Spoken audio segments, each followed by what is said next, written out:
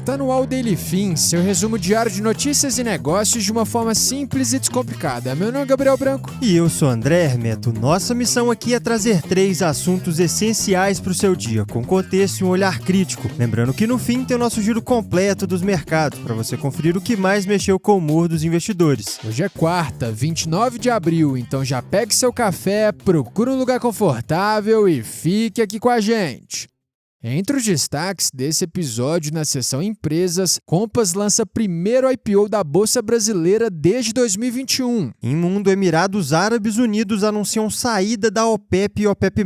Já no Brasil, bets tiram mais de 140 bilhões de reais do varejo brasileiro. E antes de começar nosso podcast, o patrocinador hoje é para você que quer fugir de complicação para mandar dinheiro lá para fora. Imagina se você precisa realizar um pagamento internacional, mas a transferência leva até 3 dias para ser concluída por conta daquele monte de burocracia. Enquanto isso, a cotação muda, a urgência aumenta e uma tarefa que era para ser simples vira dor de cabeça. Mas isso tem solução. A nossa parceira Remessa Online é uma plataforma criada para simplificar transferências internacionais, com câmbio competitivo, taxas transparentes e menos burocracia. E caso você tenha alguma dúvida no caminho, o atendimento é 100% humanizado em português, para te ajudar no que for preciso. E olha só, para os ouvintes do podcast ainda tem o nosso benefício. Usando o cupom DailyFim você garante 15% de desconto na taxa de câmbio. Para você transformar sua próxima remessa num processo simples, claro e sem surpresa, o link está na descrição do episódio. Boa, Branco. Agora voltando para nossa programação, bora para a primeira notícia.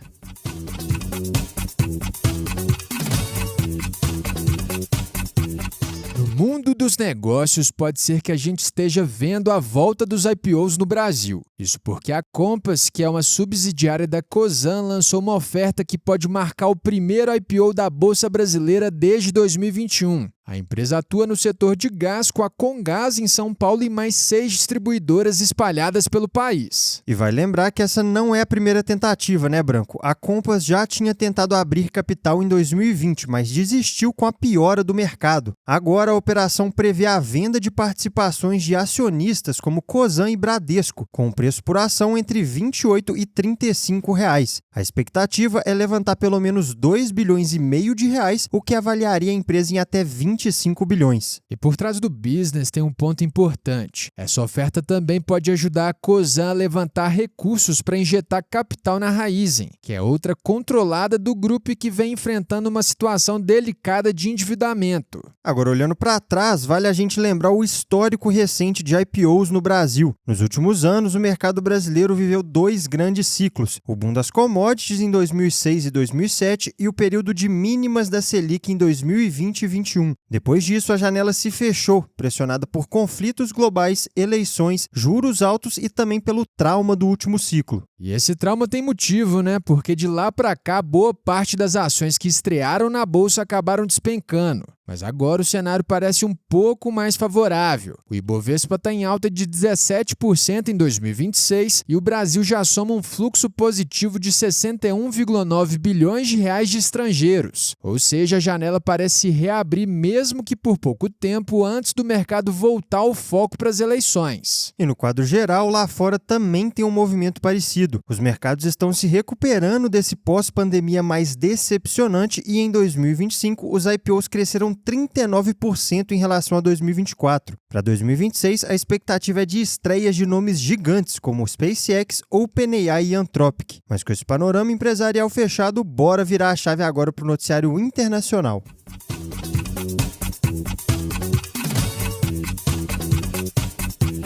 Agora no bloco internacional, o petróleo está em xeque. Os Emirados Árabes Unidos anunciaram ontem, dia 28, que vão deixar a OPEP e a OPEP+, a partir de 1º de maio, no movimento que pega em cheio o grupo e também a Arábia Saudita, que é a sua principal liderança. E para entender o tamanho disso, Branco, a OPEP foi criada em 1960 justamente para controlar a quantidade de petróleo disponível no mundo e, com isso, influenciar o preço. Hoje, o grupo reúne 12 grandes países produtores, como Irã, Iraque, Kuwait, Arábia Saudita e Venezuela. Já a OPEP+ veio depois, em 2016, e junta os membros da OPEP com mais 11 países produtores aliados, como a Rússia. Esses grupos se reúnem com frequência para decidir quanto petróleo vai para o mercado internacional, ajustando a oferta para sustentar ou baixar os preços. E o peso é bem grande, né? A OPEP responde por 36% da produção mundial de petróleo e controla quase 80% das reservas comprovadas do mundo. No caso específico dos Emirados, sozinhos eles são o quarto maior produtor global e têm a quinta maior reserva da commodity. Para comparar, o Brasil aparece na 14ª posição. Agora, voltando para o motivo da saída, isso acontece em meio ao conflito com o Irã, depois dos Emirados, que são aliados dos americanos, criticarem outros países árabes por não fazer o suficiente para defendê-los de ataques iranianos durante o conflito. E tem mais um detalhe político nessa história. Esse movimento também é visto como uma vitória para o Trump, que já acusou a OPEP de roubar o resto do mundo ao elevar os preços do petróleo. Olhando para frente, mudanças dentro da OPEP são acompanhadas de perto justamente porque podem mexer com o preço global do barril. Isso respinga no mundo inteiro, inclusive aqui no Brasil. E na visão dos economistas, a saída dos Emirados pode no médio prazo derrubar o preço do barril caso o país aumente sua oferta e ainda enfraquecer a OPEP. Agora resta ver como isso vai se desenrolar. Mas com esse panorama internacional na mesa, bora voltar os olhos para o noticiário aqui do Brasil.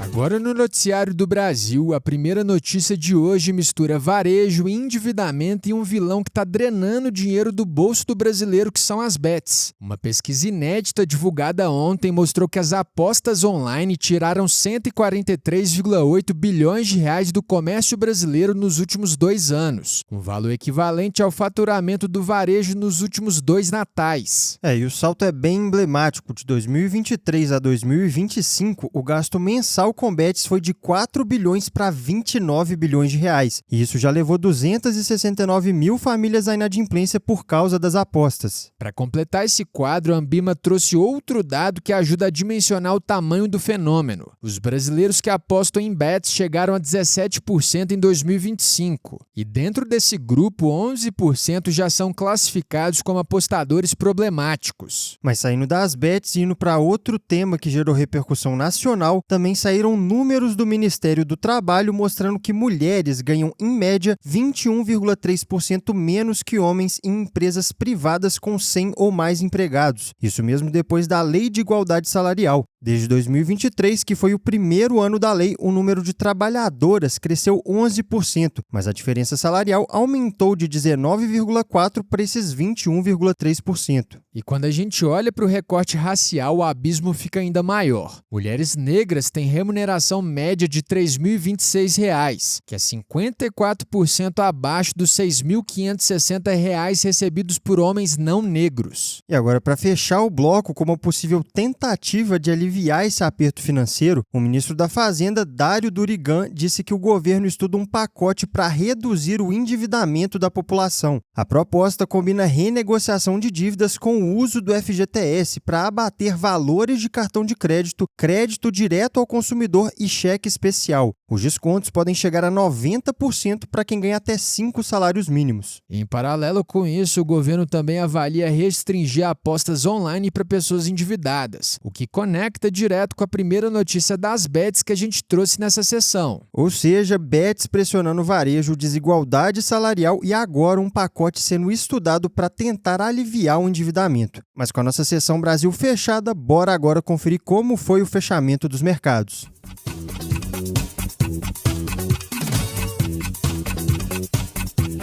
No fechamento dos mercados do Daily Fin, a gente começa pelo Brasil. Por aqui, o IPCA 15, a prévia da inflação oficial, subiu 0,89% em abril. O indicador foi puxado pelo grupo de alimentação e bebidas, que avançou 1,46% no mês. Entre as maiores altas aparecem a cenoura com 25,4%, a cebola com 16,5% e o leite longa-vida com 16,3%. Ainda no Brasil, mas agora no campo político, a pesquisa Atlas Intel mostrou que num eventual segundo turno, o presidente Lula parece empatado com Flávio Bolsonaro e Romeu Zema. Na bolsa, o Ibovespa fechou em queda de 0,51% aos 188.619 pontos nessa terça. Isso mesmo com a alta de 0,72% da Petrobras. Lá fora, em Nova York, depois dos recordes na véspera, o S&P 500 caiu 0,49%, enquanto o Nasdaq recuou 0,90%.